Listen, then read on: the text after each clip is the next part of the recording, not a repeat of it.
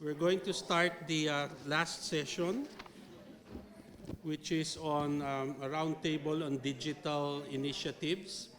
Uh, we have three speakers, so I'll just introduce all three. When I mentioned yesterday that Jose Rizal had to copy out by hand the Sucesos de las Islas Filipinas, I actually usually wonder what he would be like if he had a smartphone. But when we think about it, there are many issues about digitization and access. And I'd like to think that now, since we have the director of the National Archives here and the director of the Historical Commission, it's always nice for scholars to remind people in charge of the fine line that divides us. The scholar needs access and the archivist and librarian wants to preserve. So there's always this tension. But today, because of digitalization that makes things cross boundaries, there are new issues that come out, issues of repatriation, issues of copyright, etc. So to speak today, we have three people who are very into the project. So the first speaker will be Hobie C., former student who did some transcription work for me, and he has put his obsessive compulsive tendencies to good use, as you can see here. The second speaker will be Christina Wan, who is going to speak to us on her projects in digital humanities. And we will end with the other Christina Lee from Princeton, who will talk about the wonderful project they're doing on digitally repatriating a lost library of San Agustin. So, Hobie, please.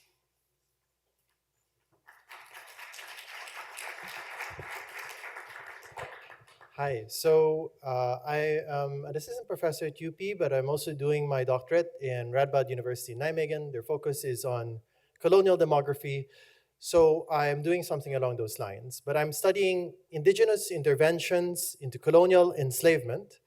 And in this particular presentation, we're going to look at a point that William Henry Scott makes about indigenous enslavement. It's in this part where he refers to Loarca for the Visayans and Boxer for the Tagalogs, and he begins to talk about the aliping namamahay and the aliping sagigilid. Okay, aliping namamahay are just those who are enslaved, who live on their own with fields of their own, and are a little more autonomous from the datu. But then there are aliping sagigilid, who live in the datu's house, fully under his dominion. But then William Henry Scott says that the sagigilid can ask their datu for permission to marry and then move out and live on their own, becoming namamahay, so long as they contribute children to the datu's household, who will then become sagigilid. Now, when I hear that, that sounds to me like social mobility linked up with spatial mobility. And I'm going to talk today about spatial mobility, and the way I'm going to approach it is through techniques from historical demography, through a database that I have built. All right. So the database is built on the basis of parish registers, and you're familiar more or less with the contents of these parish registers of baptism, marriages, burials. I'd like to briefly point out the notation on enslavement there on the margin, right? Eslava.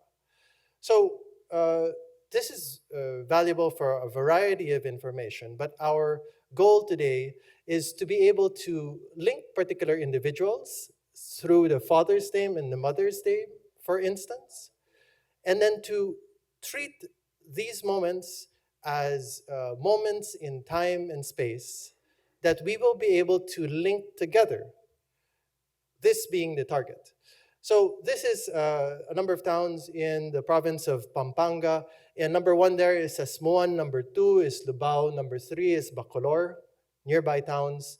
And we're going to follow Andres Tumali and Maria Inawad, so a particular couple, as they first bear children in 1675 in the town of Sasmuhan, and then a few years later in Lubao, and then a few years later in Bacolor. Now, this is, sorry, The step that I describe here, The process that we're going to follow is something called family reconstitution. And it's not a very new thing. It's a step that historical demographers typically take.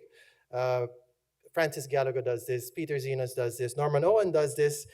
The difference in the material that I look at is that uh, first is that the three authors that I pointed to, they all work in the 19th century.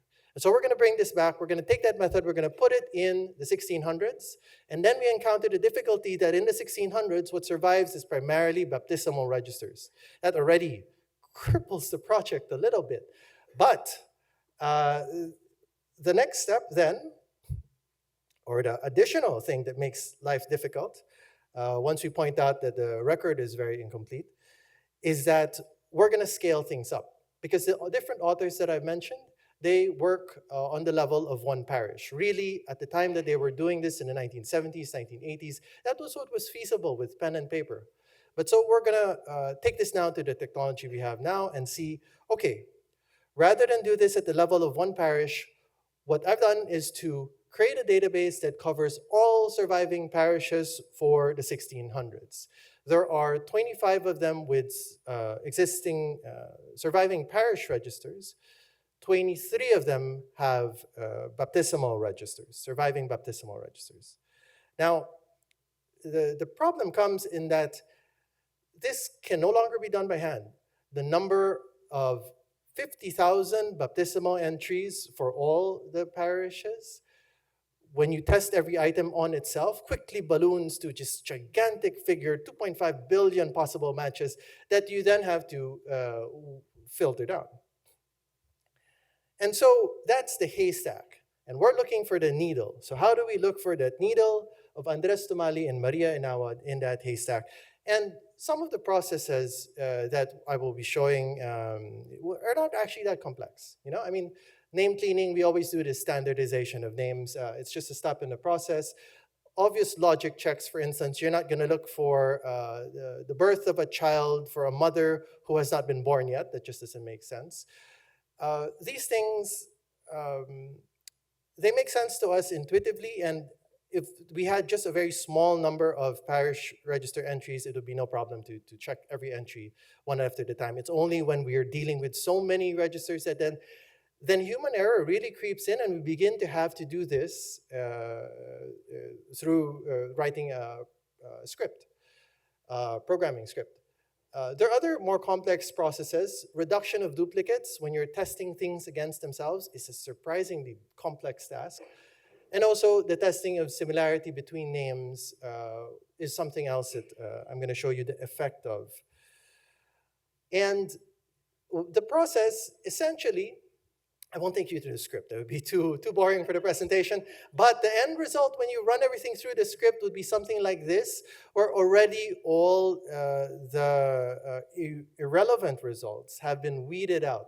So that if you look at the columns of the 1s, 07, 108, these are the Harrow-Winkler similarity scores. These are when you take particular letters from a word and you compare them with a window of letters from the other word. And in the process of that comparison, get a sense of their similarity, right? So we're doing this for so many entries, right? And the computer, as we do this, is already weeding out everything so that I, as the human, can just zoom into these are the possible likely results, and I can decide whether Tumali is really like Sulit or not, or Inawad is sufficiently similar to Inawad. Okay? I weed out that result, and I already end up with what we described earlier, the movement from Sasmuan to Lubao, the movement from Lubao then to Bacolor. Now, in doing that process, looking for the needle in the haystack, one thing to remember, at least for the project that I'm doing, is that it's part of a much larger set of databases that I'm building. So for instance, we currently have transcribed some 30,000 Medianata register entries. The Medianata were these fees that you had to pay to attain government offices. This included the fees that tenientes of pueblos had to pay, gobernadorcillos had to pay. so that in a given year there could be some 800 Indios who are paying these fees, and that holds then the potential of following them through their career path across their lives. The same goes for the deeds of sale of slaves. We also have a database of that, and registries of manumission. This one is much more limited. But the ideal scenario then is that from the parish registers, we take an individual. So I'll give an example. His name is Agustin Sigla. He is gobernadorcillo in the town of Lubao. And what happens is that he shows up in the baptismal registers, not actually as a parent, he's showing up as a slave owner of several women who are bearing children with unknown fathers, leading us to suspect that he might be the unknown father here, right? We're able to take his name, we're able to go then to the media and not the registers and then follow his career path. Actually, he was a gobernadorcillo thrice, and he was able to accumulate a lot of power over time. So reading these different databases together is the goal. And to close, one thing I should say is that the data is always incomplete for this period, but I don't think that means that we should stop making the observations that we're making. But I do think that it means that we have to bring in with put a lot of caveats in the work that we do. And one important caveat, for instance, is that we are able to follow people so long as they stay within the scope of surviving data. The moment they exit this scope, they disappear from our analysis. So that's something that we really have to be conscious about, even as we continue to make the analyses, which I think are very interesting. Right, so thanks everyone for listening, and thank you for the folks who supported this.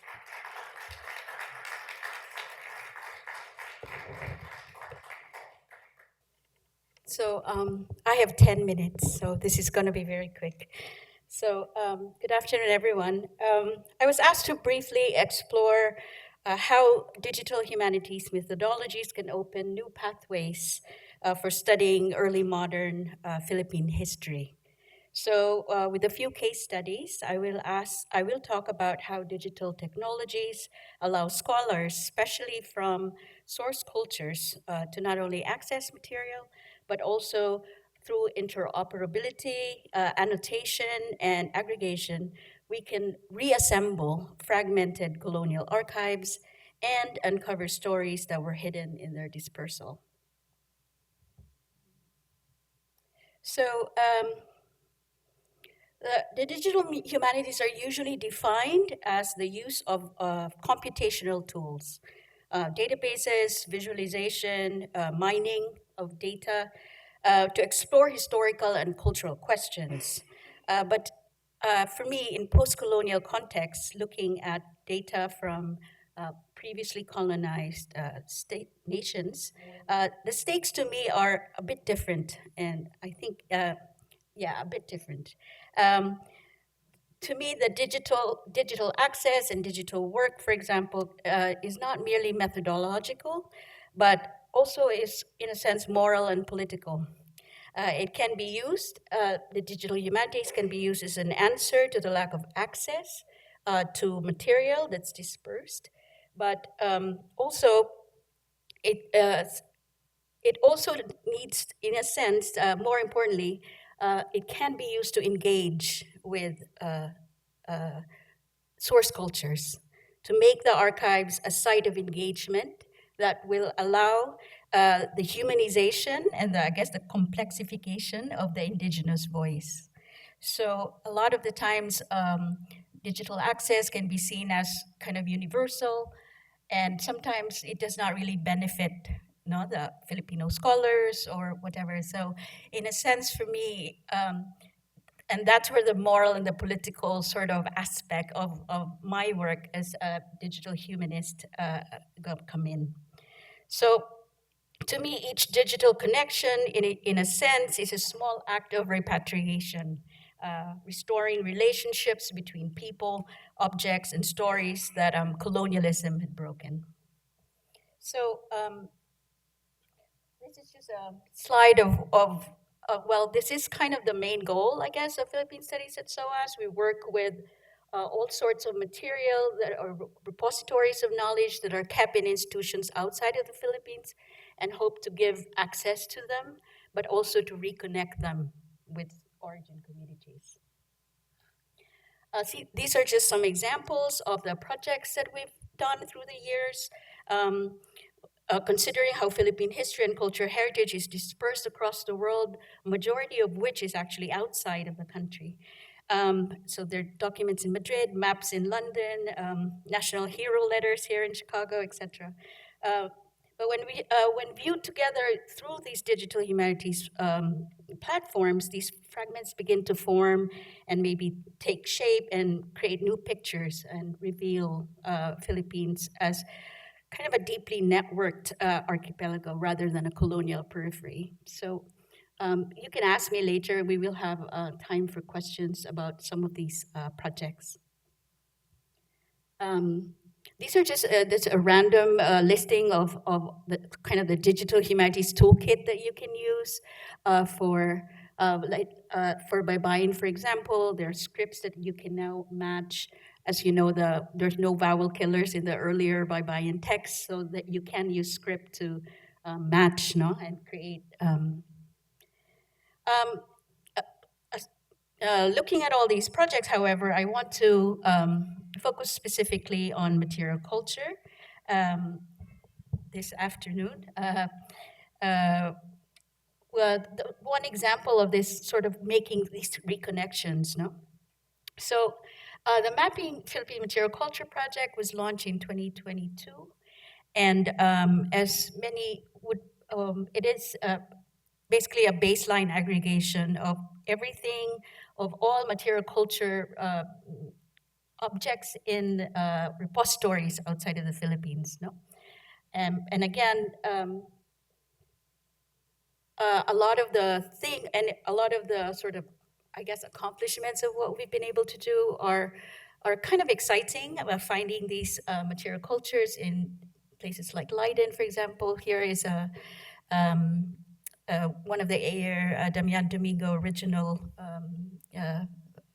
portraits, and it was very exciting to find that the what we thought was just a depiction of a hierarchy, no, of the Principalia, I guess, um, is actually found in Leiden, and we found several other of these trousers, and we've been able to study them and look at the material, make a material analysis, seeing that's actually made of silk, and the bottom is actually not hand embroidered. It's a Chinese sort of selvage for the hem. So there you begin to see a lot of different connections that you can make, no, by looking at this material evidence.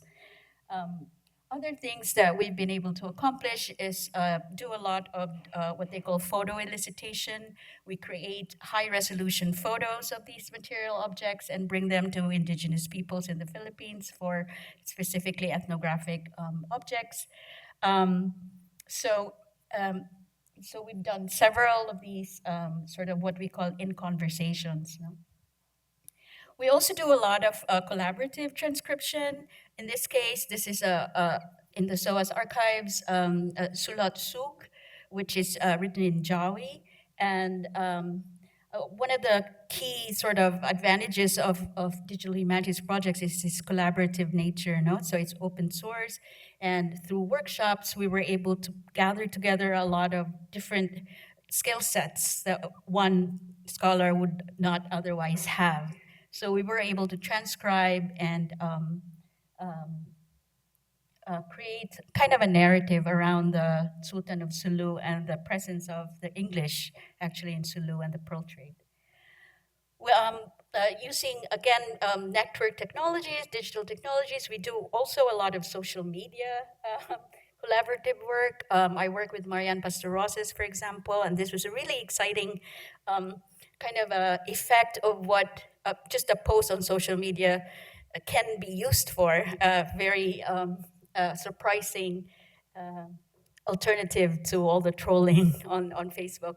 So it ended up, we were able to figure a lot of different voices came in, and we created, again, a digital exhibit based on this collaboration of, and it was a very kind of an emotional kind of journey, and it was very exciting to see just people being really engaged in this process. In the last few slides, I just turned to a few items in the mapping project that speak specifically to early modern Philippines. So I just wanted to give you a taste. These are in exhibits in the mapping project if you're interested to look at them. But this is a bamboo container of supposedly, well, definitely from Padre Murillo, no, Learde, given to the museum in Bologna. And I happened to chance upon this kind of incongruous container found in Civic, uh, the Museum of Civic Duty in Bologna. So you walk in a museum and you see this and you're like, what is this doing here? But it's a very interesting piece. You'll see um, uh, different versions of it. Sorry. I don't know if I can play it, but we did a 3D scan of it, simply because we couldn't, we can borrow the object, but then through that 3D scan, we've been able to connect them with scholars, and now there's an upcoming article, very good article by Caroline Pagnosi, who's looking at the kind of indigenous motifs and the iconography that you can see actually from the Murillo map and on the bamboo container. Um, you can go to that later. And the thesis that she's proposing actually is that the bamboo container contained this pull-out map from the book that he donated to the Pope at that time when he was in Bologna.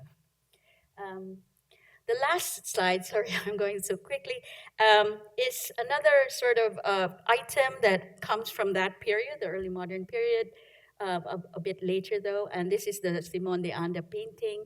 And here using what we call triple IF technology, where you can zoom in very, very closely. It's a huge file though, so but using that sort of way to zoom in and annotate, we were able to first of all transcribe the kind of cartouches and the legend, the leyenda on the top part, and again, in the spirit of looking at an Ayer collection, we found that there are in the Newberry Library the text that was sort of copied into the painting. And it was very interesting to compare the differences and kind of the reasons why there were differences in this narrative from the Anda text and later on that was used in the painting for Anda. We also saw that, again, in looking at indigenous voices, there are a lot of names, and really kind of, I think the only visual depiction of the British occupation of that period. So interesting just to transcribe the names. And with triple IF, you can actually annotate each portion of the slide so that you can show when you weaving through the painting, the different versions, no, from the Anda papers and then to to the leyenda in this painting. And lastly, again, because of we always have to talk about Murillo's map, we also found, again, because of the way we could zoom in, that this was the cartouche was a copy of the Murillo map, no? And it's interesting how so much of the iconography and all the text from this iconic map has been kind of transferred over and over again into different forms, visual forms.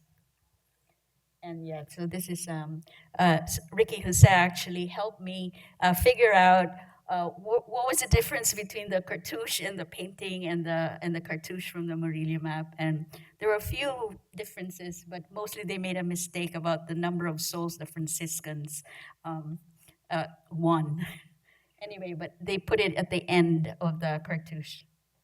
Anyway, I just wanted to end by, I guess, given all these examples, I would like to insist that kind of digital humanities in this context is not simply, again, as a research method for me, but as a form of repair. Um, when we digitize, annotate, and share these archives, we are, in a sense, performing an act of return. And while we may not be able to repatriate the original manuscripts or artifacts, we can repatriate access and most especially interpretive authority to source cultures. And for me, that's very important. So by designing platforms that allow local scholars, students, and communities to engage with these materials, we ensure that history is not only about them, but also by them. And I'm always inspired by uh, Kathy Irwin's quote about how we need to take control of the tools, of knowledge production. And only then can we actually have agency and empowerment and, in a sense, social justice. Thank you.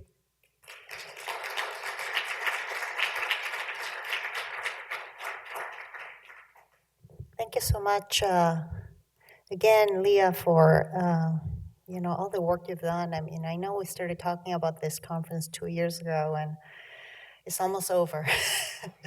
I generally see, I think most of the people here I know, and I generally see them in two different spaces. I see the Filipinos in Filipino study spaces, and then the Trans-Pacific, group, generally in the States or somewhere in Europe or Latin America. And it's really a dream come true to see all of my interlocutors in one space. So I'm just really deeply grateful for this opportunity, and I hope we do have more events like this one. I also want to say that this project, I think most of the Filipinos here were involved in some way. They were if they were not directly involved, they were at the closing events in both at the Church of San Agustin and at the University of the Philippines. So again, I want to kind of emphasize collaboration.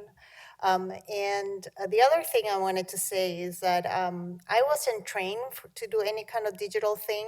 I had a kind of aversion to spreadsheets when I was in graduate school, and I thought I'm not going to do anything in my life where I have to use an Excel spreadsheet. And coming in, because of this project and Christina Juan, who you all you all know, I ended up doing a lot of work on the spreadsheet. So you just never say never. Um, so this is again one of the projects that Christina briefly referred to in the previous presentation. And I'll speak about this a little bit more. The holdings of the Library of the Church of San Agustin, or the Convent of San Pablo, as it is also known, prior to the British occupation, which started in 1762, reflected Spain's political and evangelical ambitions in the Pacific. Given the centrality of Manila as New Spain's Trans-Pacific outpost, a large number of the materials concern the government and missionary practices in Manila and the rest of the Philippines, but not exclusively. The library also contained histories, cartographies, ethnographies, doctrines, language manuals, lawsuits, investigations of supernatural events, and other materials that dealt with the Spanish presence in the Philippines, China, a little bit in Japan, and to some extent also in the Molucca Islands. Christina Juan, who you were all able to see, but just in case, I have a nice picture here, had tracked down where these books and manuscripts had gone after the British sacking. They had gone to the Lilly Library. A lot of you here have consulted in Lilly Libraries. It's not too far away from here, but you have to remember that most people in the world do not have access to these documents. The British the British Library, King's College London, SOAS University London, the Lopez Museum in Manila. And when we started the project in 2022, we went to the Church of San Agustin, where there were Ricky Jose, and we found, and Ambeth Ocampo also was there, and we found about 65 volumes in the storage of the church itself. When Cristina Juan reached out to me in the spring of 2021 with the idea of putting everything, all these texts in a digital platform accessible to both scholars and the wide public, particularly to Filipinos, I accepted without reservations. We were fortunate to get a 3-year grant from the NEH and the United Kingdom's AHRC.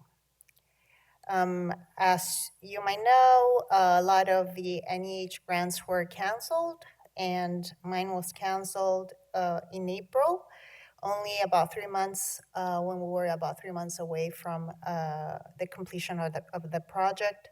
I'm deeply grateful to my institution for providing the funds so that we could finish. And so in June, you'll recognize a lot of faces here. We were able to, launch the archive. We called it the 1762 Archive Project, and which was accompanied by a museum exhibit at the Church of San Agustin, at the very site that had been sacked. So it was quite an emotional moment for us. Let me show you what the website looks like. I encourage you to please use it, go and use it.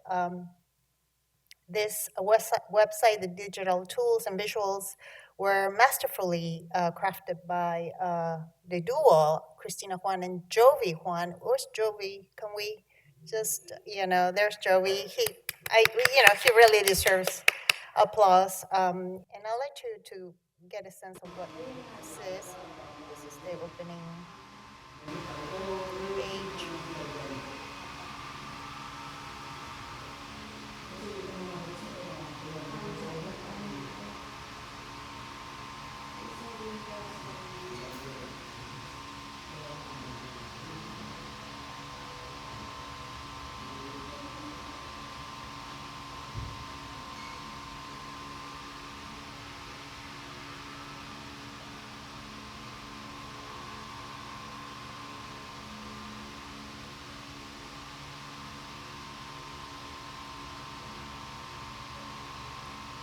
So if you go to the website, you'll be able to click on the feature items, and we have many other items that you can, that you can kind of expand on and see the transcription, translations, and critical apparatus.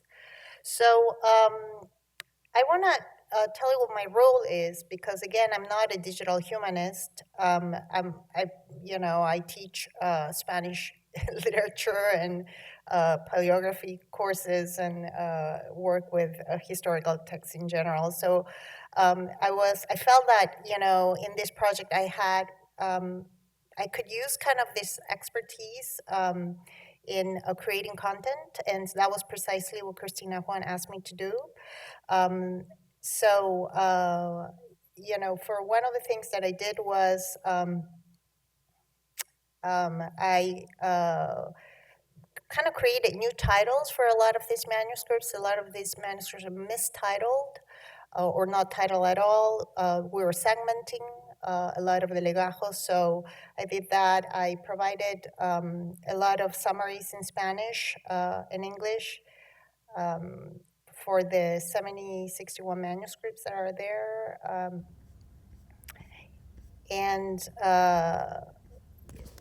The segmentation process, this is where like the spreadsheet comes in.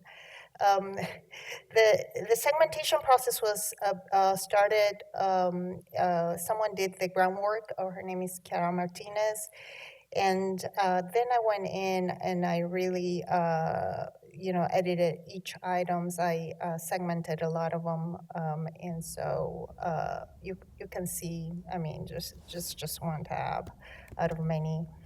Some of these are single items,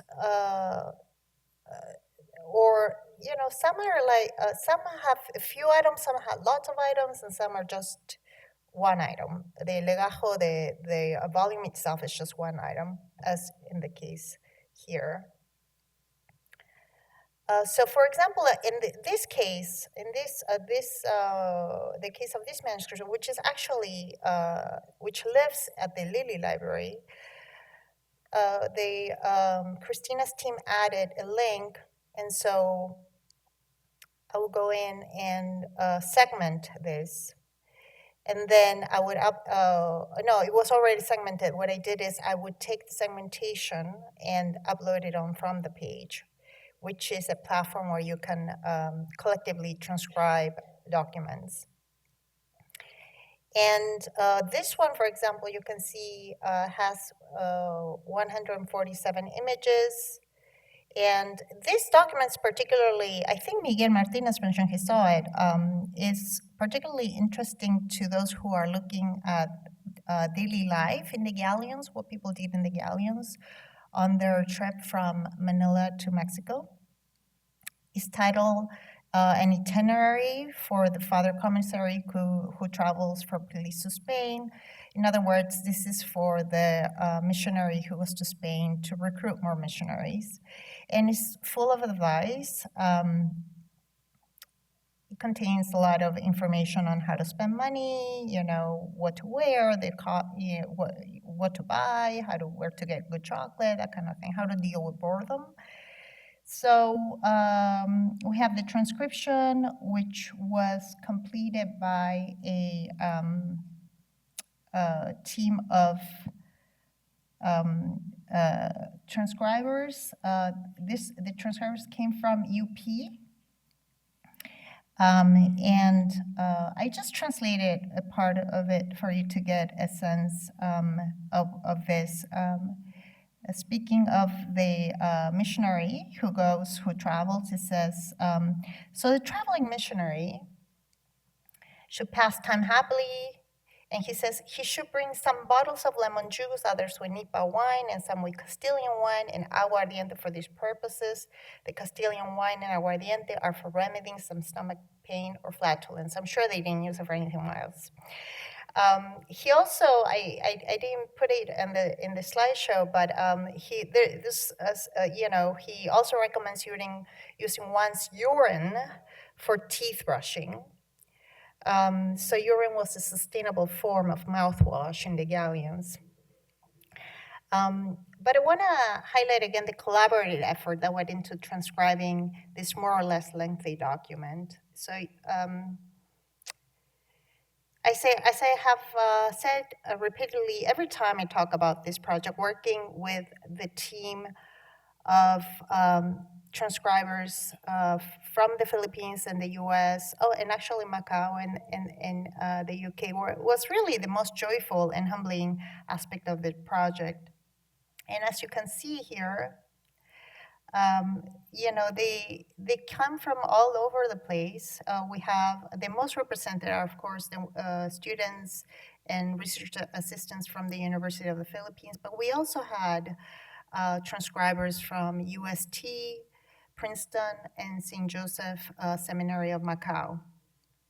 So, for example, we began working on this document, the Itinerario. You can see the date when we started. This was led by Nicolas C. That's why you see his name there. And it was completed a year later. So what you see in the 1762 website is the result of many hours of collaboration and shared learning. I'd like to focus on another item featured on the website. This is also presented in the as one of the feature items. This manuscript has about 20 images, and they're, I think, of key importance.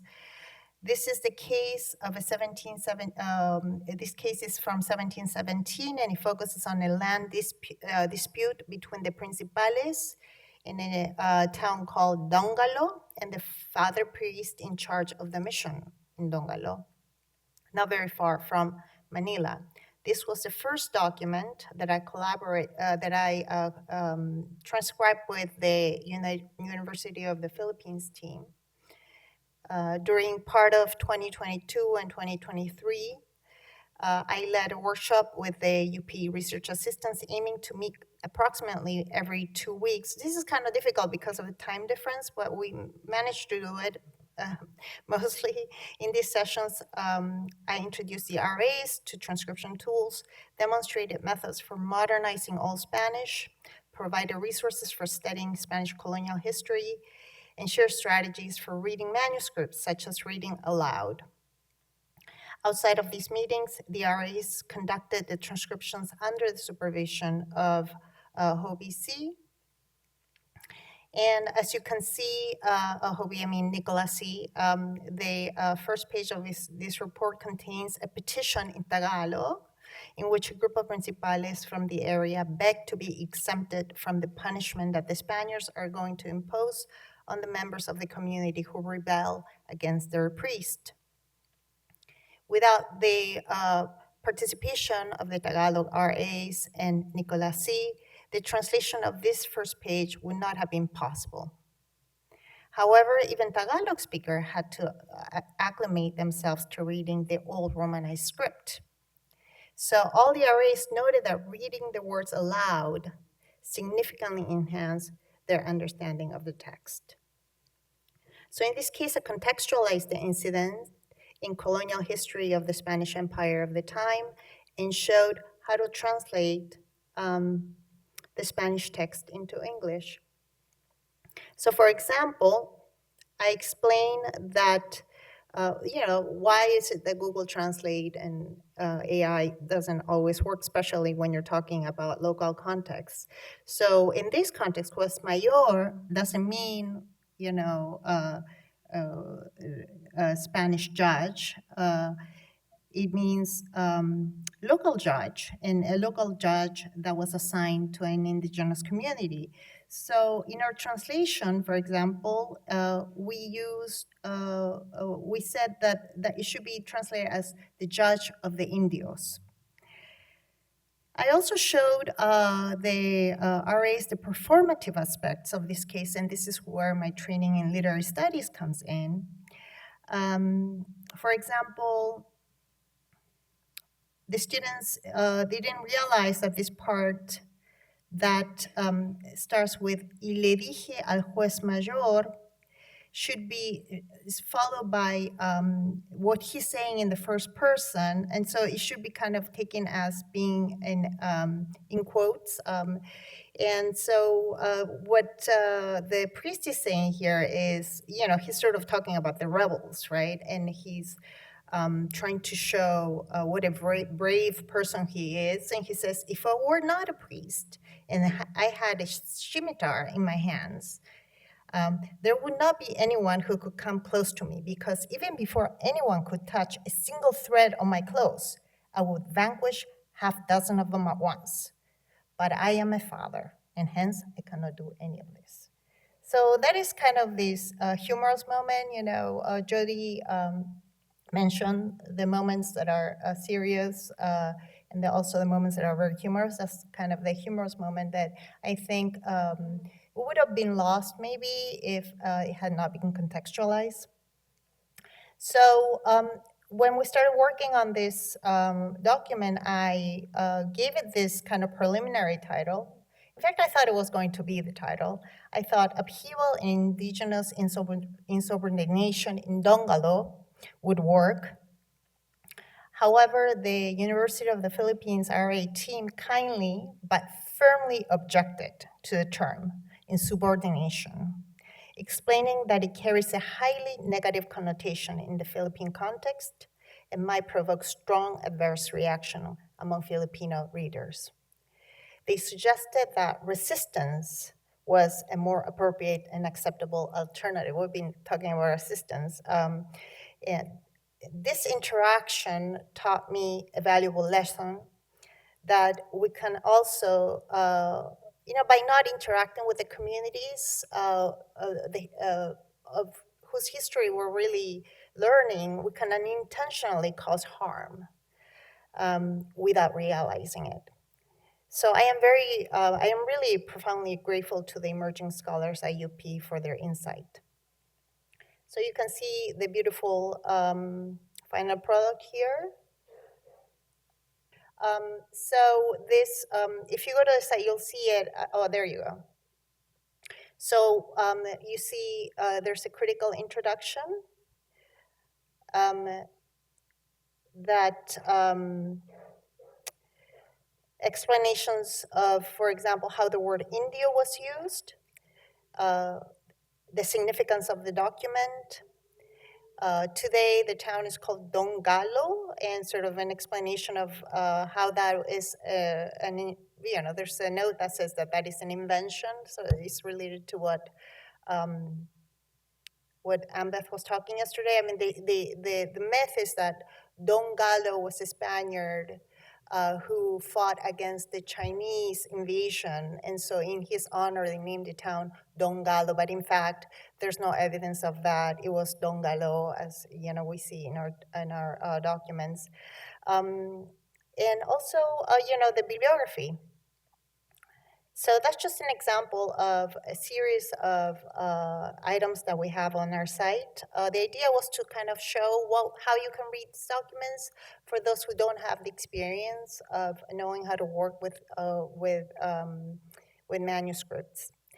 So the day after the opening of our project, we held an event at the history department, which Bangusan chairs in the history in the University of the Philippines Center on the RAs who participated in the project.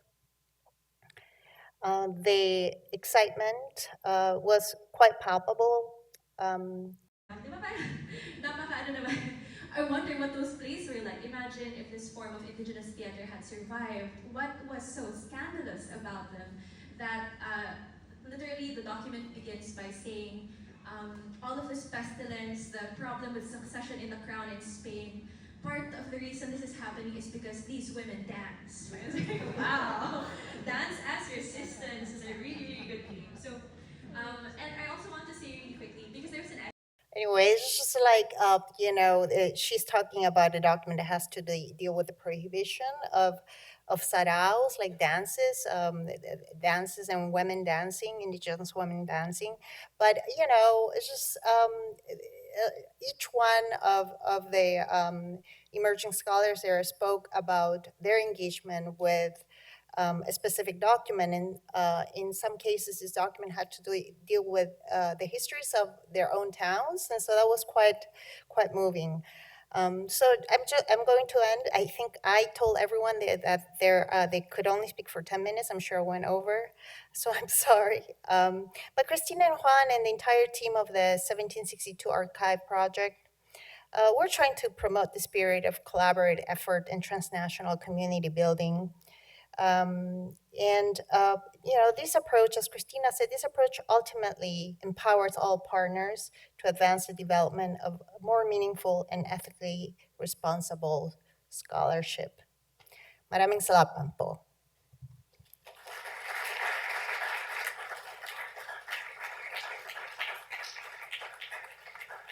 Can we invite all the panelists to sit in the table? And it's okay. We have about half an hour, and I'd like to open the floor to questions. This was the day when we went to San Agustin. I wasn't really supposed to be there. I went to see the museum director to gossip. And then he says, I have some visitors here. You probably know them. And so I saw all of them there. We were supposed to, if you go to San Agustin Church today, they have arranged the old library, but we were told that they only put the nice books in, and the rest of the ugly books were in another storage. And so they said, today we're going to see the storage. And I was telling the group, when the British left, I'm sure the friar was in charge of the library, was too lazy to do an inventory, so he just declared everything lost. But when we got there, we opened a few piles and we found many of the books which were supposed to have been taken in the British occupation. So this is a very interesting project, continues, and will hopefully open more people to using the archive. Just one comment is that while many of the things are up and digitized, everyone talks about collaboration and use, but again, we go back to what we were talking about yesterday and today, really, that the Filipinos are separated from their past because of language, separated from the Spanish past because of a nationalistic, anti Spanish viewpoint, and also it's just simply going to the sources again. So there are many people in this repatriation project, many people, especially abroad. Oh, these things have to be in Manila, these things have to be in the National Museum, National Archive. And I always tell people, number one, if the stuff was in Manila, much of it would have been destroyed during the battle for Manila in 1945. And number two, for all the people who say all these things should be abroad, should be brought back in. I always say that, the Philippines will deserve them back one day, and that we should be happy that they're preserved outside. And digital repatriation is really the place to go.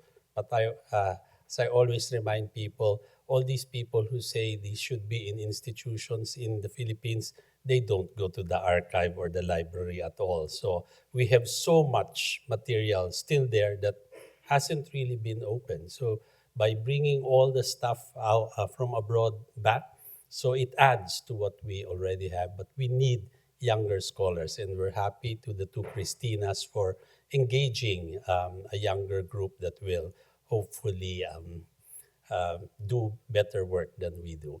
Anyway, sorry for that long thing. So can we open the floor to questions, please, or comments? Marlo? Hi, fantastic work, and congratulations for completing this.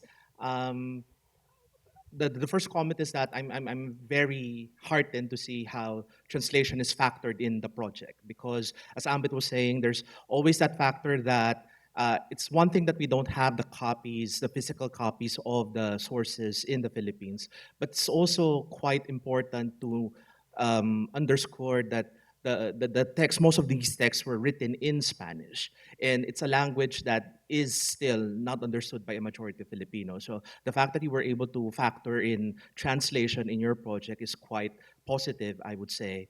My question is that I'm thinking about the afterlives of your project, and I realized that you did this project, you conceptualized this project with the hope of recovering the archive and recreating a historical database.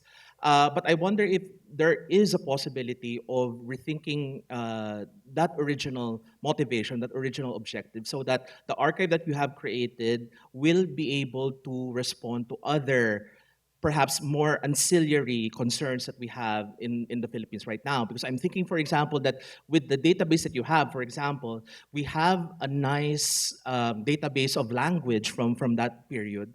And I'm thinking about what Mexico has done, for example, with Accordium, that they have a diachronic database of Mexican Spanish that scholars can consult. So I wonder if there is that possibility of repurposing perhaps the archive in order to respond to that perhaps more peripheral concern from other researchers. Anyone wants to answer?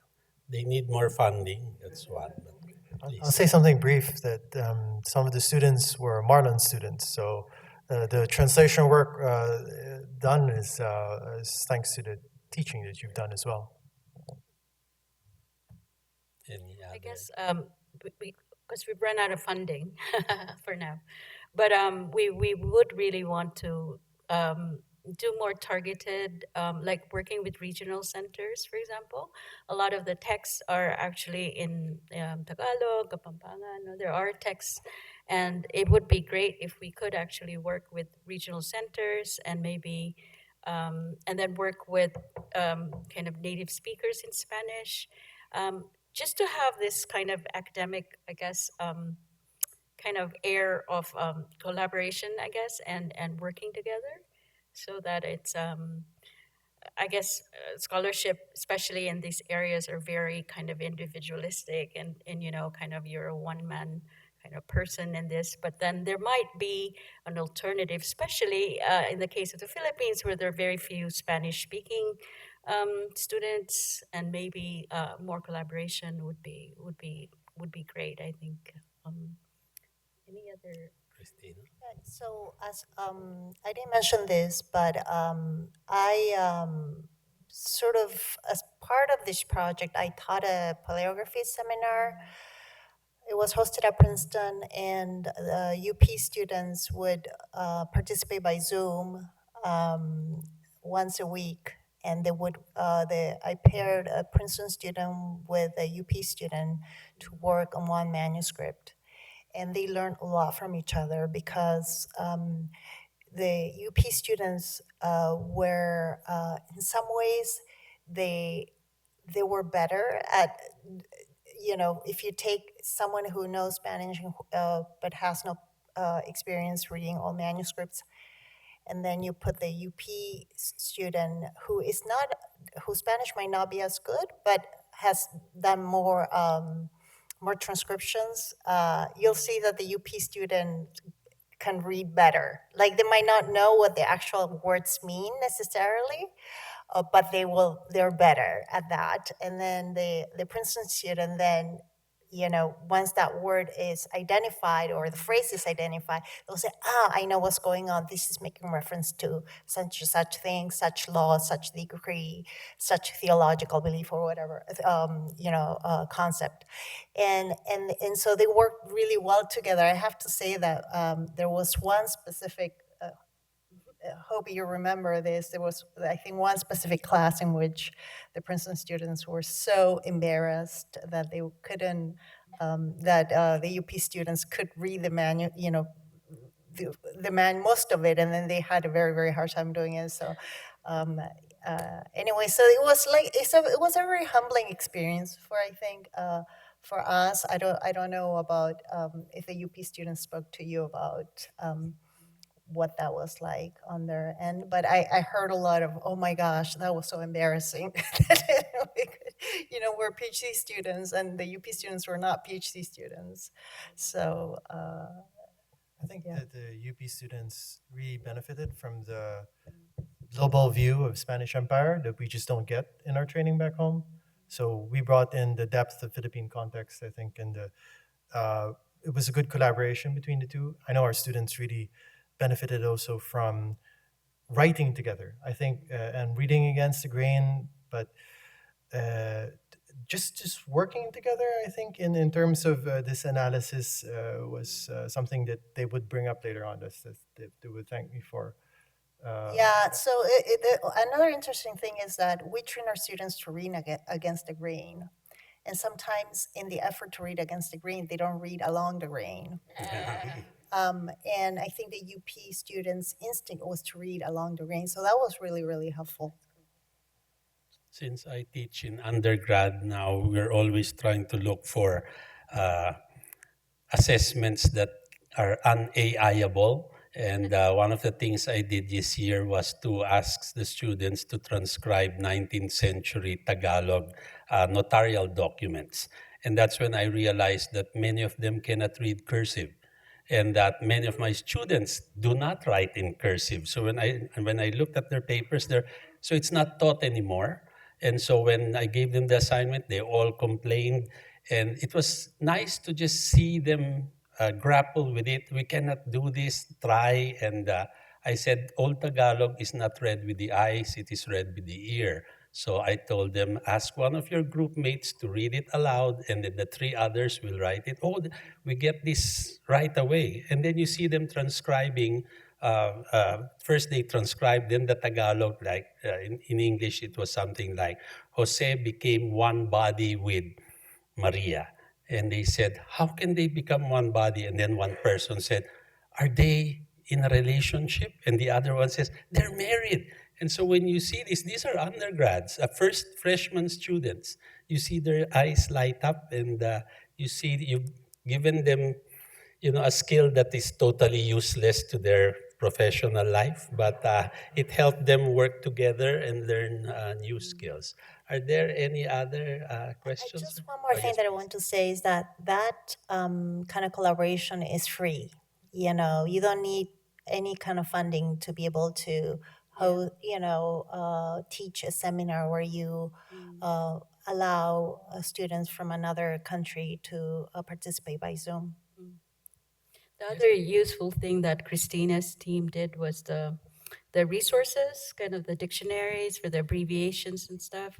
Because I was looking at the students, and they're not native speakers of Spanish, but they can really learn, like, just kind of the encouragement that's provided and everything. So I think there's a lot of potential actually for this co-production of knowledge with source cultures, and not be always kind of solo in this, especially because you're dealing with a kind of post-colonial culture in some sense, a product of colonization. Hobie introduced me to one of the students, the young ones, and I was so impressed. He was transcribing documents, and I was asked him, "Where did you learn Spanish? Did you go to the Instituto Cervantes?" And he answered, "No, I learned from YouTube."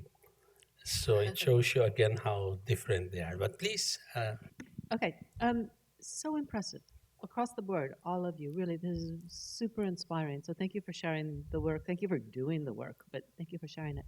My question is really for Christina, one on the Mapping the Philippines project. And I was very excited to see the painting with the trousers, but it made me think about how much is mislabeled in museum catalogs and museum metadata. And so I was wondering how, or if you are wrangling with even recognizing what is from the Philippines, which could very easily be labeled something else or not. So I just was wondering if you could say a little bit about that. Yeah, that's something that we made sure that the tool are kind of is a tool that we can annotate, because usually when we are given permission to upload data from museums, we do need to clean the data. And most especially, we need to look at derogatory terms. We need to look at very generalized geographical places, for example, using Igorot for like Ifuga or specific ethno-linguistic groups, using terms like tribes, which in and of itself can be used, but can carries the baggage of kind of American Indian, social kinship systems, which are not found in the Philippines. So we made sure that in this platform we could annotate, and that has become very, very important for the project.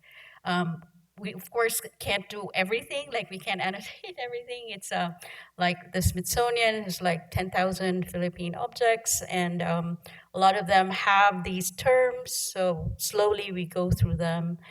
But yes, there is a lot of, and for the kind of fear of mirroring, we always do the caveats and say, that's why we do a lot of digital exhibits as well, because then from there we can show what we have annotated, what we have enriched in terms of research, and co-produced with source cultures. Yeah, but it's slow work, a lot of work, but it does give us a sense of accomplishment, in the sense that at least we have a baseline, and we are able to aggregate them on one platform. And as we go slowly, we make more and more use of the tool to kind of enrich and annotate the data.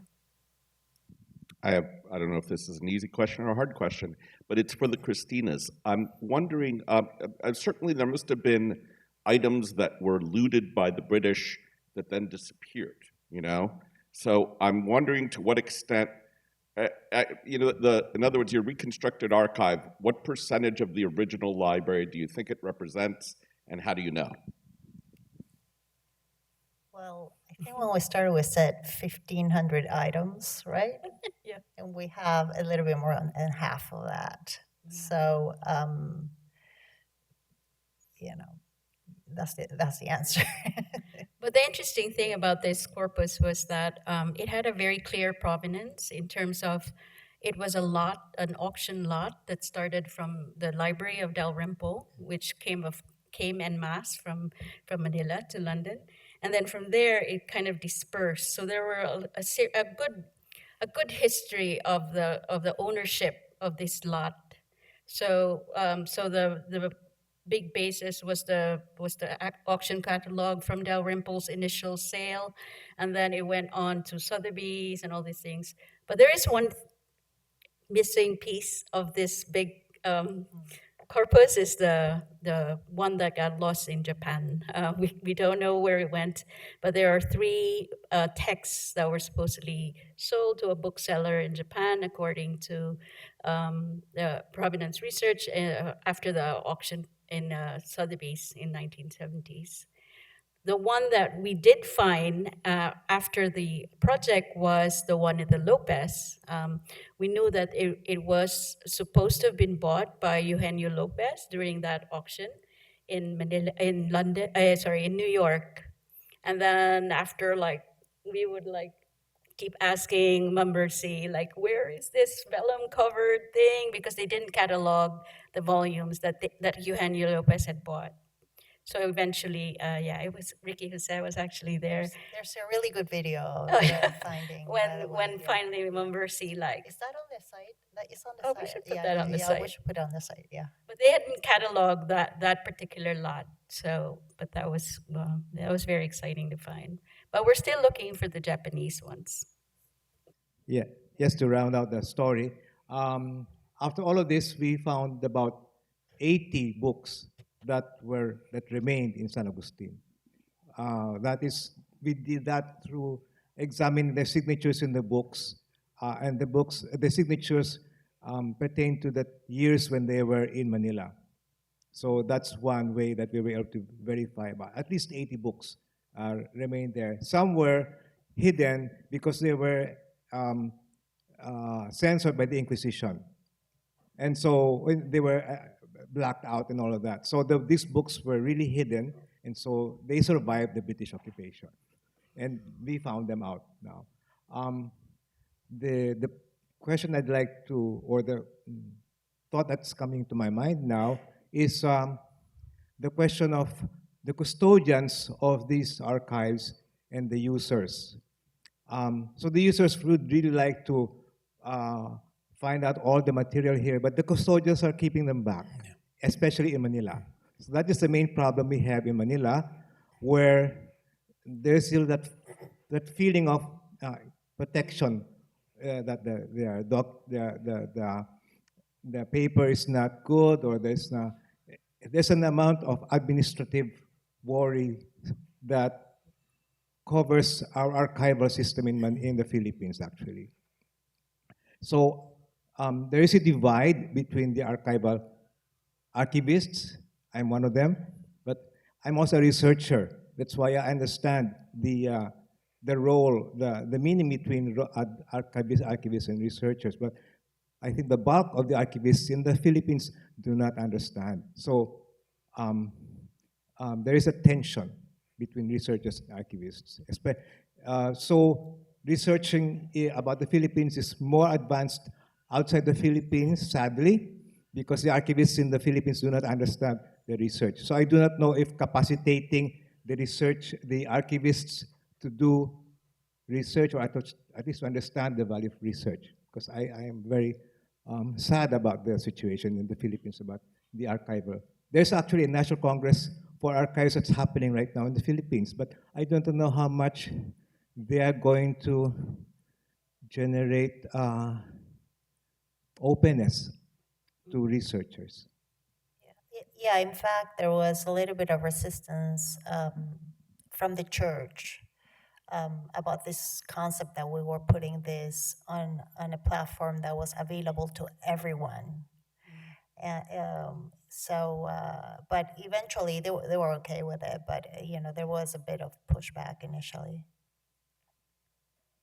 And the Lopez, they were very generous, but you subscribe to their digital platform, but they did eventually. Not eventually, but they were always open to putting it online. Yeah. Yeah. Well, so in the Lopez case, I think they needed a repository, like a place of,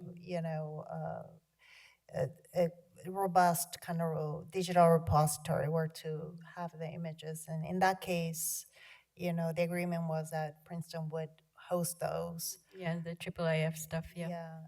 Is the Lopez and what other museum? The SOAS? SOAS and King's as well. Yeah, those as Yeah. well.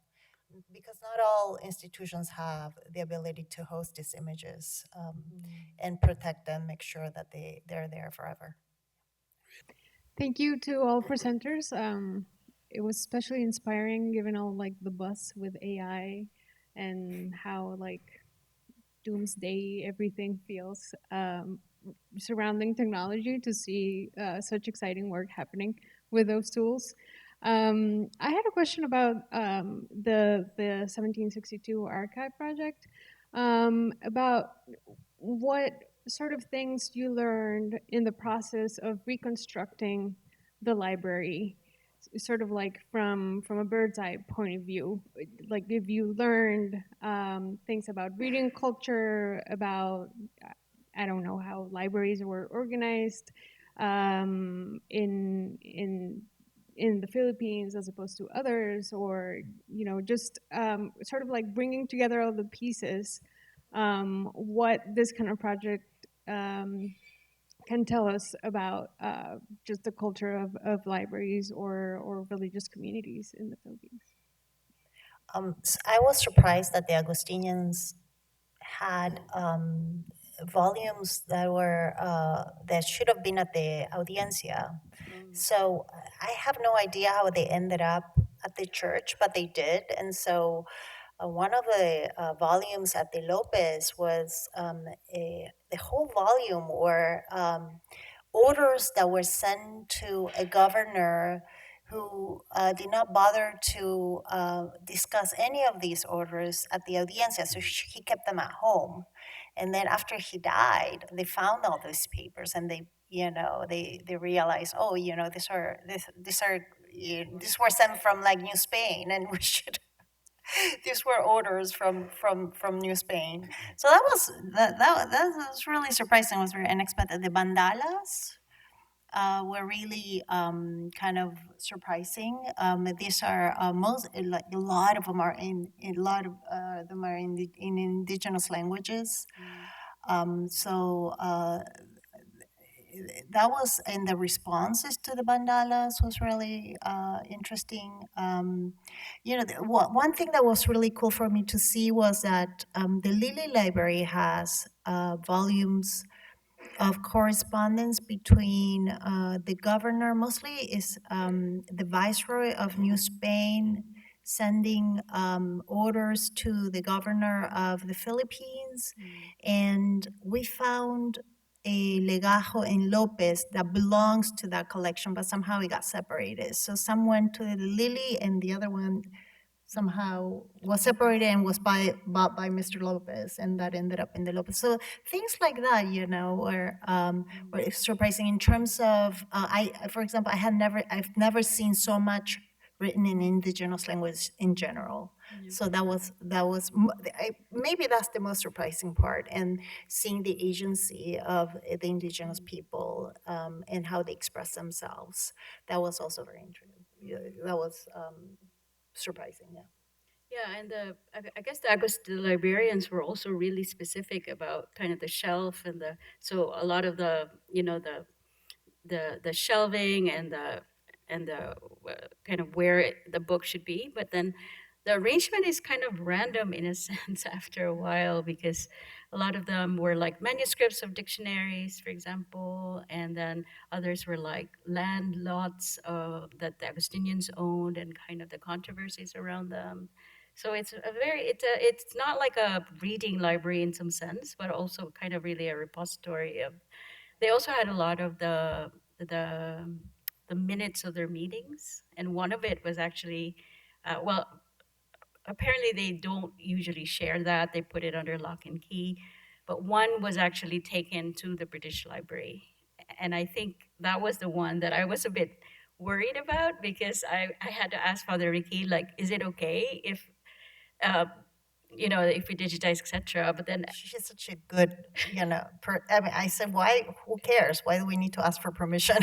She's like, no, we should ask. because it was supposed to be like personal stuff. There's a lot of chismes there about the priests. And all Well, I said, go to Paris. I mean, Paris has, the Spanish archives. They have everything there. So there are all kinds of bad stuff. So, but anyway, yeah, she was really worried. But yeah, he said, no, it's fine. But yeah, so it's very varied.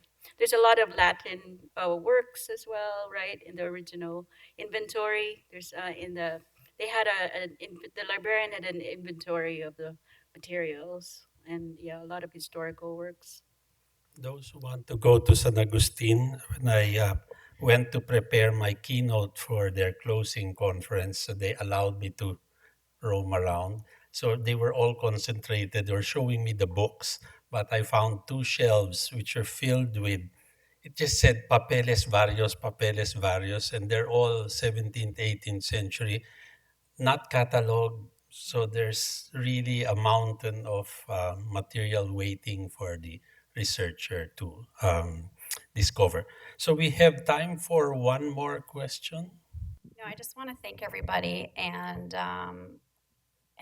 kind of go back to where we started. I think Jody asked a good question at the start yesterday, but I want to know, first of all, what your next steps are. I know Nicholas needs to finish his dissertation, and that maybe you've run out of some funding, but I'd love to hear what your plans are for the future. And I also would love to know how the Newberry can help, and maybe this is, for phase 2 of the project, because I imagine there are ways that we can help as an institution or with our materials and how we can contribute to the work being done. So it'd be great to brainstorm about that as well. I think we should collaborate more with, educational institutions in the Philippines. I think we were, I learned so much from the experience, and I think the students, the RAs also learn a lot. And like I said, it's free. You don't need any funding to be able to host a joint seminar.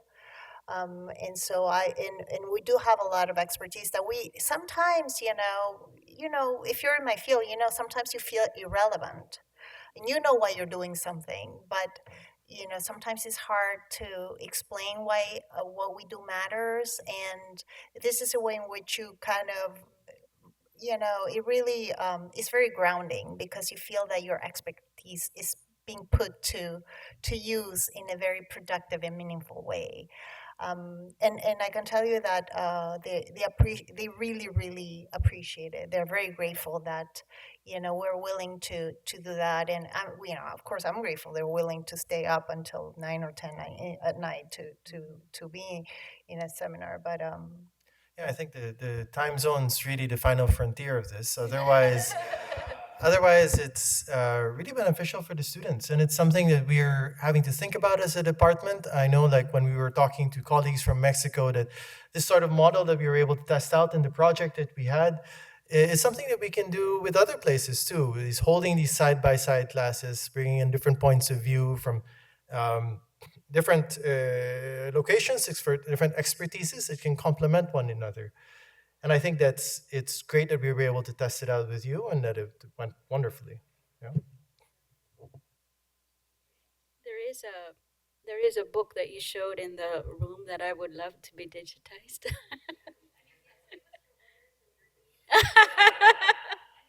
So can we give the two Christinas, not just for this panel, but for bringing us all together. Thank you very much.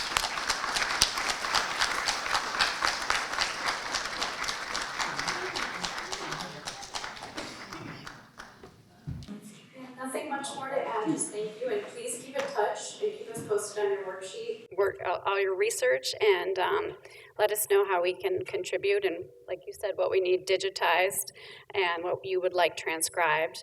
And some local people here or who are part of our consortium, I can think of ways we can develop courses and work together. So thank you.